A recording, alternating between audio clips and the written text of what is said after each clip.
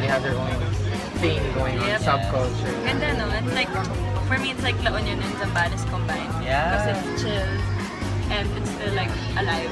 Yeah, it's alive. It's just surf. Yeah, wish you guys were here. Hi. Don't be shy.